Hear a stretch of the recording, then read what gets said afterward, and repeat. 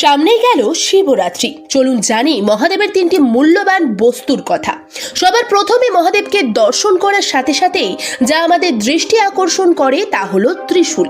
এই ত্রিশূল কিসের প্রতীক জানেন? তিন শক্তির, জ্ঞান, ইচ্ছা ও সম্মতি। আবার সৃষ্টি স্থিতি বিনাশও বোঝায়, অন্যদিকে আবার অতীত বর্তমান ভবিষ্যৎও বোঝায়। এবার আসা যাক ডমরুতে।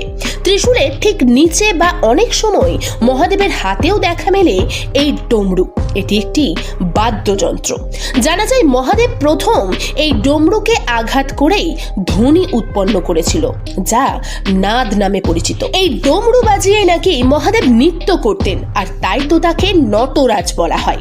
ওই ডমরু মহাজাগতিক ভারসাম্য সৃষ্টি, ধ্বংস, আনন্দ এবং মঙ্গলের প্রতীক।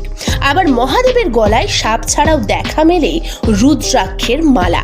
এই ফলের সৃষ্টিও কিন্তু মহাদেবের থেকেও। কিভাবে? শিবপুরাণ থেকে জানা যায় মহাদেব কঠিন তপস্যার পর চোখ খুলতেই তার চোখ থেকে অশ্রু ঝরে পড়েছিল, আর সেই অশ্রুই মাটিতে পড়তেই নাকি সৃষ্টি হয় রুদ্রাক্ষ গাছের। আর এই গাছের ফলই হলো রুদ্রাক্ষ, যা ধারণ করলে বা ব্যবহার করলে শুভ বলে মনে করেন অনেকে।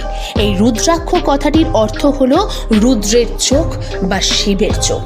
আজকের এই তথ্য ভালো লাগলে একটি লাইক, চ্যানেলে নতুন এলে দয়া করে একটা সাবস্ক্রাইব। Thank you.